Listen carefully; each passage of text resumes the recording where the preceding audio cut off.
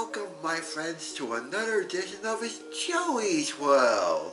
She's the cameraman, Lisa, and I'm the star, Joey. That's right. This is Joey. I'm his big sis, Lisa. We want to welcome you all, especially if you're new, and also let you know we normally don't do a lot of vlogs like this, right? That's right. All we do is go on great places and destinations. And sometimes we talk about things, sometimes we do parodies, have fun. That's right. But something came up. Now, it was just Joey's birthday. Yay. April 22nd, I turned 55. Yay! And it is also Autism Awareness Month, right? That's right. But something came to our attention, so we wanted to talk about it, and that is... And that is the DAS is changing. At Disney. The DAS is the Disability Access Service. We've done videos before on how families like us can use it, right? That's right. And they are changing, I believe, in May. As soon as we get all the details and we try it out for ourselves, we will definitely let you guys know how it worked for us, right? That's right. And now let's talk about how we ventured to Disney the first time in November 1985. Well, guess what? I have a picture. That's right. And yes, it was my first star. Yeah, we went to Disney for the first time. We were not living in Florida.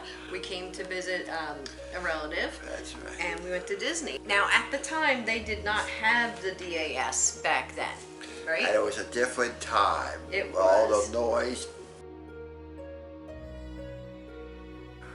11/26/95. So it was our first trip. There was no internet really. We learned some tricks from books. How'd it go? It was a disaster, and we weren't even prepared.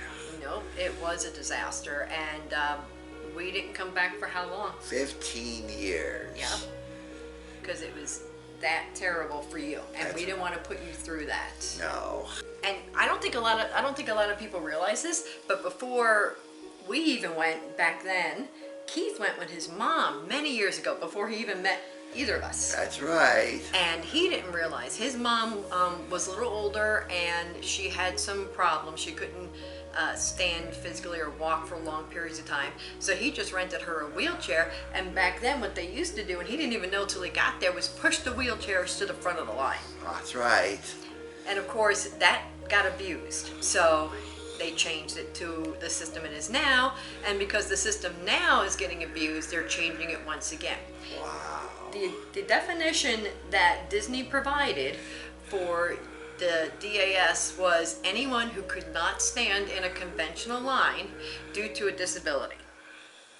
And that was you. That's right. And there are times, people don't even realize, there are times where we have used the DAS and either the ride is stopped or there was a certain noise that was really bothering you, you're having a bad day, where we've actually we left. That's right. We abandoned the line and moved on to something else or did something else, correct? That's right, to a much more comfortable ride. Under the new system, you cannot apply in person, which we've always done at the parks. That's right. You actually have to go and apply online, I guess voice to voice or visual. We're going to figure it out and let you know. But it's for people on the spectrum or with other disabilities that are more cognitive in nature. Oh, yes. Yeah. Now, as far as wheelchair accessibility, they are required by ADA, the American Disabilities Act, to make sure that those lines are accessible for wheelchairs and ECVs. And it works for all of us. That was the purpose, yes, so that people who are disabled can still go to the parks and have a good time. Let me show you this. This was before it became digital, and this is from November 2018. Now, it's gone through different evolutions, like I said, but this is the Disability Access Park from Disney Hollywood Studios. And they would give you a card, you'd go to the front person, and they would write actually a return time. And then once you return, they would cross it off. And then you could only get one at a time. Now, I want you to understand that I'm reading the back of this, and it says the Disability Access Service is designed for guests who are unable to tolerate extended waits due to disability. This service allows guests to schedule a return time that is comparable to the current queue wait for the given attraction. And now that you have it on the app, it makes it really easy, because there are some kids and some families on the spectrum, when they go to the front of the ride, they didn't understand why they just couldn't get on. So now doing it on the app makes it simple. However, just like with the old systems in the past, there are some people who have taken advantage of it. That's right. In fact, from what Disney says, the amount has gone up threefold since the request for the DAS, since they introduced Genie Plus. Now, I want everyone to know, we're not going to get into a whole lot of this kind of stuff. We want you to subscribe and go to the Pete McDevitt Show. He's going to have a whole show about this, and we're going to put his link, I don't know, my side, maybe on your side. That's right. Can you point? Yeah. We're going to put a link up here for the Pete McDevitt Show. So if you are interested, please subscribe. He hasn't told me what date the show is going to be, but he does say he is going to have a show with some guests on it to discuss all the ins and outs and everything about this. And there's nothing I care about is the people I love at the Disney places like Hollywood Studios. Now let me ask you this: how has the DAS helped you? It helped me a lot, How so I don't have to wait in line to enjoy the great rides like soaring. What happens if you're online and you're really hot and you're really tired and you start hearing and feeling certain things because of your autism? What happens? You freak out at times. Is it a good feeling? No, it's not. And do you want to tell them? I know it's a tough story. Do you want to tell them the night we went to Rose and Crown and we somehow got fireworks seats, and this was in 1995, before the DAS. Which I don't mind the fireworks sound. I don't mind it, but it's just little kids screaming, and it's truly not my fault. No, it's not your fault. See, that's the problem. I don't want you to think it's your fault. Also, certain high-pitched noises, certain frequencies of noises, even in a loud room, you'll still hear them. That's right. There's loud rooms around Disney parks. So we actually had to leave, right? That's right. You went to the bathroom and had a episode, I guess we can call it, and we had to leave, right? That's right. Yeah, But things have changed in the 30 plus years. Yeah. Got to know the band members, got to know the cast members a lot. Mm-hmm. And you've done much better with it, right? That's right. So we want people to know that this isn't a cheat for us. This is our real life. This is what we go through. Now, I'm going to talk a little bit more. I don't know if you want to be present for this. You know what? I'm going to hand the reins over to the camera person who shot me so many great shots of in Joeysworld through the years, Lisa, and let her describe the rest of the story. Thanks. Appreciate it. But one more thing. This DAS allowed me to have great chances to be with the people I love. Thanks, Joe. Because if it wasn't for the DAS, there would never have been an 80s I was with or with Mindy. Yeah. So now I'm going to hand the reins over to Lisa. Thanks. Appreciate it. So I asked Joey to leave because this next part is a little bit more difficult for him. He doesn't like to talk about the issues that we had on our first visit and why we didn't go back for 15 years.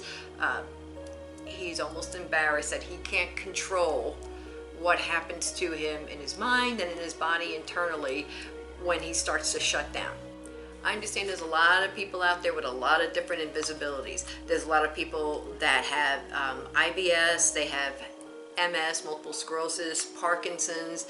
There's a whole plethora of different disabilities that could definitely benefit from the DAS, and it's really sad to think that because so many other people have just decided to abuse the program, that now it's being changed in such a way that it makes it difficult to be able to access for services. I don't know if you've ever realized, but you've never seen on our channel us doing Six Flags or Busch Gardens. We had tried all of them in the past, and in the past it didn't work out. We ended up having a miserable day, and Joey felt very guilty and ashamed because he wasn't able to do what everybody else did, and that's all he really wants out of life. There's also other disabilities too that are a safety issue. These are all things that we will be bringing up on the Pete McDevitt channel, friends of ours who do have disabilities as well. I think the thing that bothers me the most, and I've been struggling with this ever since I realized, is that this is Autism Awareness Month, and there are people I know who say they support autism charities, people who say they love Joey, they want to ride with Joey, they miss Joey, Joey's the best ride partner, blah, blah, blah, blah, blah. And then they abuse the system. I don't get it. Maybe it's because you feel entitled. I don't know. I don't know what's in your head. Maybe it's because you have an invisible disability, even though you've talked about every other aspect of your life. I don't know. You may not. It's not for me to judge, but it is for me to get upset when I see a service that Joey needs and other people like Micah, his best buddy, need. And now we have to jump through hoops and we have to prove his need because of people like you. That's wrong. I don't care how much money you spend. I don't care whatever your rationale is. It's wrong as the day is long, and you know it. You know it. You're not, now granted, I understand everyone thinks, oh, well, it's just one family. It's just one group. What if everybody thought about that with disabled parking? Oh, okay, I'm just gonna run in the store. There's a million other spots. They'll be fine. There's a couple other you know it's wrong, so you don't do it. And that's what seems here.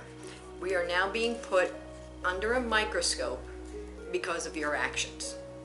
So if you're good about it, I don't know. That's on you.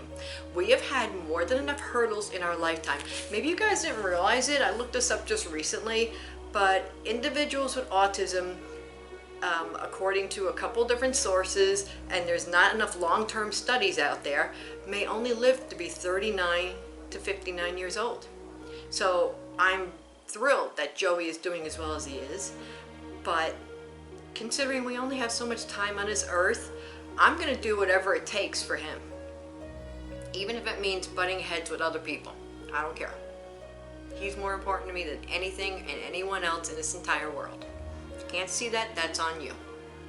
Just like I'm sure your family is very important to you too, and you want everyone to have a good time, and you want to have enough people to go on your DNS. Joey is also, just in case you guys don't know, he is starting to become self-aware, which is great, and it's also a curse at the same time, because he's seeing what other people have that he may never have. You know, he's seeing people get married, live in their own place, buy their own home, drive their own vehicle, have careers, maybe have grown-up guy toys like mopeds or wave runners or boats or snowmobiles. He sees all this, and he's gotten to the point where he sees that he doesn't have it. And it's heartbreaking to me, because I can't give it to him. Keith and I have tried, along with our really good friend and our niece, to give him as much as we can to make him as happy in this world as we can. And he has worked so hard. He has come such a long way. You guys have no idea. I have these pictures I pulled out. Him. I don't know if you can see it. In the swing in the backyard. We had to have this special swing so that he wouldn't fall out. But he loved to swing. Him. With a speak and spell, but he didn't know how to operate, and he wouldn't operate it. He just liked to lay on it, because he didn't play with toys like regular kids did. Him in a high chair, because he didn't want to eat food, and he didn't want to stay in the chair. But as you could see with the plate, he loved spinning plates. That's what he did. If there was food on the plate, woo, it went crazy. So he has come such a long way. And all I want to do for the rest of whatever he has in his life is to make him happy. And there's only a few things that really make him content. One is this channel. He feels he has a purpose. You know, we're not monetizing, we never will be. I don't want to deal with that headache. I don't want to feel like we owe anybody anything. But he feels this is his job, and I'm happy to let him feel that way. Two is going to Disney, seeing the people that he loves, seeing the people that have been so wonderful that we've made friends with. So my job and Keith's job is to make him feel as happy and content as we can with the time that we have. So, excuse me for getting emotional, but it's really hard for me to see people who say that they love him and that he's so wonderful, and then trample on the little that he has, thinking it's not a big deal. It is. It's a big deal. It's a huge deal. And you know what? There is nothing he wouldn't do, and these are his words, not mine. Nothing he wouldn't do to feel normal for 1 hour.